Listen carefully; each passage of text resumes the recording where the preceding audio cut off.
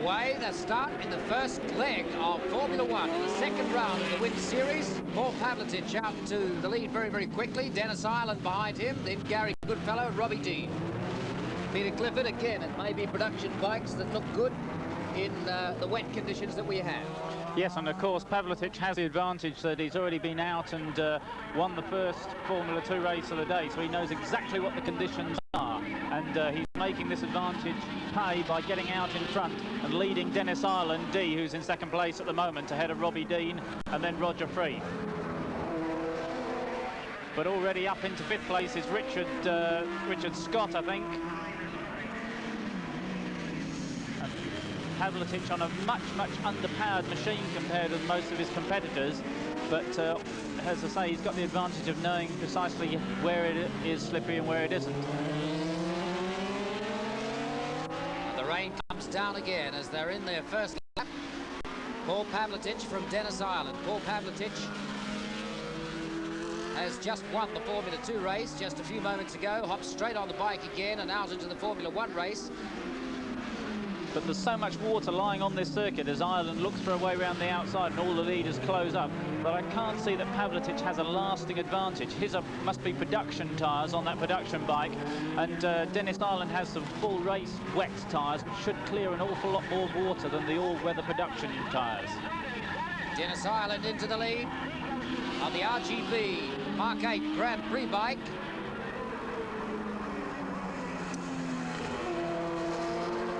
Dennis Ireland getting to grips with the circuit very quickly. It's one he likes. He's been here before. Was a little disappointing last year, but he'd really only just got off a plane and was still suffering some jet lag. But a brilliant fight back from Pavlitic there. He used the nimbleness of the little production Honda to whip inside him going through the flower beds, and Freeth isn't far behind either. He's using the power of the four-stroke to drive, get up alongside Ireland as they come over the railway bridge.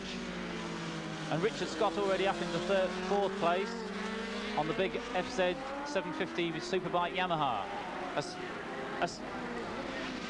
And Ireland back in the lead. Outbraking manoeuvre from Ireland using the grip of the full wet weather tyres on the 500 Suzuki. But Pavlitic squirts the little 500 Honda again and tries to get back in the lead. Dennis Ireland trying to go around the outside of him. A little bit far to go on that line. Roger Freeth pushing Dennis Ireland in third place. Richard Scott still holding that fourth. And up into third place now. Scott nips inside Freeth and takes third place. He looks the fastest man on the circuit at the moment, and he takes over second from Ireland. Absolutely sensational riding from Richard Scott. And he gets a big back-end slide on the 750 Yamaha. But he's already looking for a way past Pavlitic. Not phased at all by that very slippery occurrence there. And he keeps his second place as he gets another big slide on the FZ. Looking for a wide line and a fast drive round this corner to get in front of Pavlitic before they get to the bridge. Well, Richard Scott hails from Australia these days, but he actually comes from Wanganui, so they're not streets that he's unfamiliar with. And he's right up behind Pavlitic now, the much more powerful 750, difficult to handle in these conditions, but he should have the full wet weather tyres on it, and he drives past into the lead. A superb manoeuvre from Scott as he takes over the lead, coming from fifth to first place. Well, Brian Lawrence, it was Richard Scott that was the man everybody was watching in practice this morning. Well, there's no doubt about it. He's certainly very, very quick around here, and it's interesting to note the completely different lines that he's taking, although I don't think that was particularly planned, going straight through the middle of that puddle. But Richard Scott now starting to ride away from the opposition, but Dennis Ireland right in there giving Paul Pavlitic plenty of curry. Roger Freeth still holding down fourth position. And then it's a long way gap to fifth place, which is number 38, Robbie Dean on the production Suzuki. And it's interesting to see that Craig Trinder and Gary Goodfellow a long way out of contention at this stage. Dennis Ireland taking a particularly wide line through that right-hander there. There's fifth place, 38, Robbie Dean from Taronga. But Richard Scott is certainly going to be the man to watch. There's no doubt about that, and it's the variance and the lines of the leading four riders is quite incredible on a circuit like this. Dennis Ireland back into second place now. And of course, this is the best possible thing for Richard Scott as he pulls out a little bit of a lead, is the fact that Dennis Ireland and Paul Pavlitic are having their own battle, because they'll slow each other down a little bit and perhaps give Scott the breathing space to get away. Of course, Peter, it's not only the surface on the road being very, very slippery, but also the leathers on the seat become slippery. Very hard to control. Yes, and that's right, very true. And as we watch, good keeping in front of Holden there, and that's Williams, number 3. The foot slide on the footrest, and it's very, very tricky. And that's the leader, Richard Scott. So Richard Scott pulling away just a little now from Dennis Island, Paul Pavlitic and Roger Freeth. Roger Freeth keeping them in sight on the big Macintosh-framed 1100 Suzuki. Relatively stable and wet weather, he says. Richard Scott was the man that everybody was looking at this morning. Quite surprising, because I suppose the people around the circuit watching practice expected Robert Holden to go very quickly in practice. And of course the hot shots from last week, Gary Goodfellow in your picture now, and Craig Trinder. But both of them crashed fairly early on in practice. And at the end of the two practice sessions, it was Richard Scott and Roger Freeth that everybody was talking about. Richard Scott, this man, the race leader in your picture now, he really has surprised a lot of people. He is almost horizontal in some of the corners when the track is dry. And I'm sure if it dries up later in the afternoon for the second and third legs of Formula One, you're going to see some exciting motorcycle racing from this fellow. Dennis Island dropping just a little. Roger Freeth has passed Pavlitic into third place. And as we see number 4 drop back into fourth place, not to forget that that is only really a 400cc production bike, and Pavlitic's done extraordinarily well to keep up so well with the much faster Grand Prix bikes in front of him. Paul Pavlitic has always been known as somebody very clever in the wet or in adverse conditions. But Richard Scott really pulling away even more of a lead now. Roger Freeth having a go at Dennis Island. And Richard Scott's got into a very nice rhythm, which is absolutely essential in these conditions if you're to ride fast and safely. He's alone and in a rhythm, and these two behind having to battle it out, steal each other's line. Pavlitic dropping off just a little now in fourth place. And that was Robbie Dean all over the road. He had the bike sideways just as he came into view and almost lost it up against the hay bales. I noticed a lap or two ago that he was having some difficulty keeping the bike in a straight line. There's Robert Holden.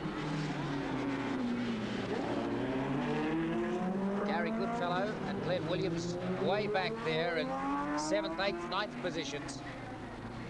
Two groups, the leading group of 4, and then this group. And they're a long way from the rest of the field. Roger Freeth in front of Dennis Island, up to second place. And Scotty's got a bit of a slide on their arm, but he's pulling away from Freeth. It's now the first time that Freeth has a clear road in front of him, having got Island. He's interested to see if he makes any gains on Scott over the next few laps. There's a couple of tail ends. Freeth obviously been sitting back, keeping an eye on things now, because Dennis Island on the Wayne computer-backed Suzuki is starting to drop back in third position, and also Paul Pavlitic has dropped back in a similar distance. Roger Freeth running straight through the puddle there, similar to what Richard Scott was, and this is probably not a very good move, although it's very awkward when you're on the outside looking in, but they certainly can't afford to have any water up there on the electrics. They've probably got them well and truly covered anyway in conditions such as this, but Roger Freeth is very smooth. And if we have a chance to have a close look at Roger Freeth, I think he has propped his visor open because he's got a misting up problem. Yes, he's got his visor propped open there because with his breathing heavy in these conditions, the condensation forming on his visor makes seeing absolutely impossible. So he's propped it open now to let the air rush through. And as Wanganui isn't a very high-speed circuit, you can do that sort of thing without the wind and the rain rushing in and half blinding you. I think this is an extraordinary ride from Roger Freeth, considering the horsepower of that machine. Yes, when you look at Richard Scott's bike, it's a 750cc Yamaha. Roger Freeth has got the 1135cc Suzuki. And obviously in dry conditions, his job would be an awful lot easier than what it is now. So I think that Freeth's effort is really a commendable one, without detracting from Richard Scott's efforts as well. I'm a little surprised to see Glenn Williams further back down the field where he is, and amongst that battle with Gary Goodfellow and also the series points leader Craig Trinder, who started today on 40 points, 10 ahead of Roger Freeth. So far is not anywhere amongst the top 8 riders.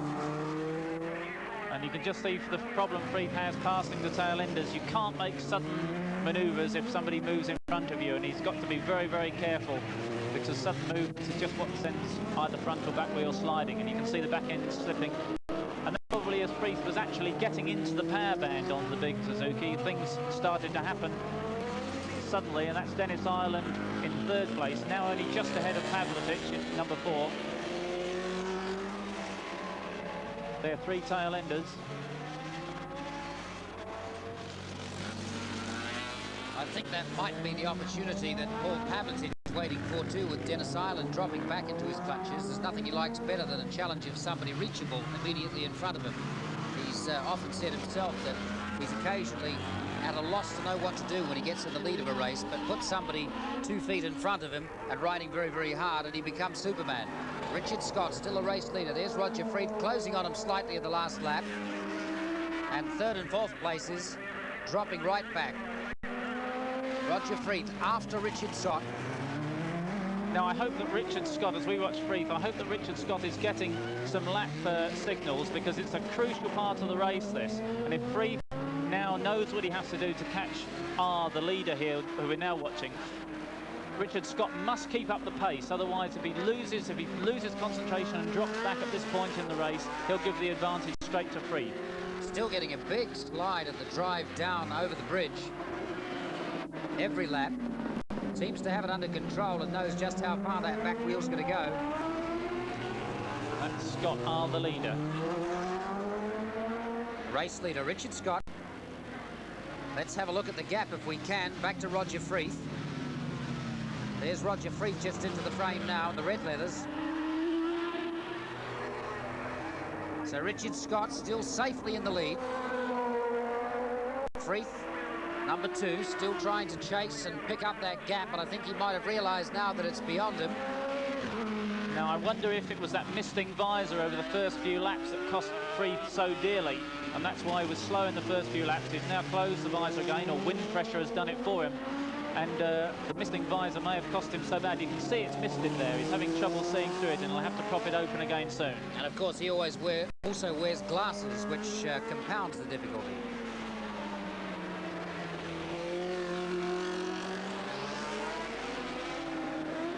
But of course, to open his visor, he's got to take his hand off the handlebar, and there are not many places where you can do that around Wanganui. You're always either accelerating, cornering, or braking. 2 laps to go. And this is the big gap back to third place. Paul Pavlitic and Dennis Ireland battling away. Pavlitic in front of Ireland again now.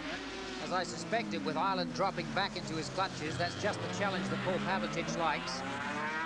And Pavlitic on the much underpowered machine, but of course the production bike is easier to ride in these conditions. The Grand Prix Suzuki, quite tricky, and that's Robert Holden, who's just closing up behind the 5th place man. Robbie Dean doing well there for the first 5 or 6 laps, seems to have dropped off just a little, and Robert Holden within grasp of Robbie Dean. Yes, that's Dean, number 38, now being chased by number 1 Robert Holden. Of course, one of Robert Holden's problems too, we spoke with him earlier on in the pits prior to the start of this race, is that the swing arm on the bike is slightly bent from the motor accident a few days ago, and also there's a buckle on one of the wheels. He's got a few stitches in his right hand and a little bit sore and bruised, and it's certainly a marked contrast, his current position, as to what we saw him in this time last year when he was completely dominating the Formula 1 class. Not too many sportsmen in a sport as physically demanding as this that would start with 4 or 5 stitches in a finger and a broken rib. It certainly wouldn't. It speaks mountains. There's the series points leader in the yellow overalls there, Craig Trinder from Australia, 4th in this year's Australian 500cc Championship. But he's already been lapped by Richard Scott, so that's a real reversal of fortunes. Trinder did so well at Hamilton, and that was a circuit that Scott absolutely detested. So Scott came here with very few points, but is now redressing the balance by lapping the points series leader. So you could just see how much faster Scott is than Trinder. Trinder obviously not liking the conditions, and Scott really reveling them as there's only 2 laps to go. Richard Scott obviously getting on the gas a little earlier in some of these corners than he was a few laps ago as it dries out and he starts to get a little more traction. There's Roger Freeth in 2nd place still. And we'll see if we can see the gap between these two. Richard Scott in the lead, Roger Freeth 2nd. And of course, Scott has been so successful in Australia, riding for Team Matic, the Australian importers, won the Australian 6-hour for the Pirelli Tyres imported Team Matic. And he's showing now just the sort of style that has won him so many races for that team in Australia. Almost like a motocross ride. Yes, I've watched him ride these production bikes, and of course this superbike is quite similar, and he just seems to be able to power slide them in almost any conditions. a sign of a real champion there. So Richard Scott coming around this time for the white flag. Obviously well in the groove and untroubled completely by the amount that back wheel is moving around. Takes the white flag on the last lap and just about to lap Gary Goodfellow. There's an indication of the difference between somebody who's familiar with the circuit and a specialist in wet weather, and Gary Goodfellow, who only got 3 laps of practice before he crashed and really doesn't know it at all. And just think what Scott is doing here as we watch him on his victorious way. He's feeling the conditions all the time, feeling what the front tyre's doing on the brakes and what the back tyre's doing under acceleration. And when you see him slide back end, that's a power slide. The throttle's coming on, and the back end braking traction as he accelerates through the corner. Well, this may not look terribly fast to you, but I can assure you that they are going at an extraordinary rate, considering that it's very, very wet indeed out there. This is amazing riding to watch in these conditions. A newly sealed tarmac surface that if you've ever ridden a motorcycle, you'll know is very, very slippery in wet weather, particularly with that surface water. Richard Scott takes the checkered flag, a superb ride. Now, what's it going to be like in the dry weather? Gary Goodfellow coming through, but a lap down. There's Roger Freeth in second place. And looking back for third place now, as Trender is a lap behind, still waiting for third place. They were a big gap back. And it's Dennis Ireland who takes third. A good ride from Ireland. We wonder what's happened to Pavlitic because he's lost a lot of ground. There he is, way back in the 4th place behind Kattenberg, who's also a lap adrift. So that's number 4 finishing 4.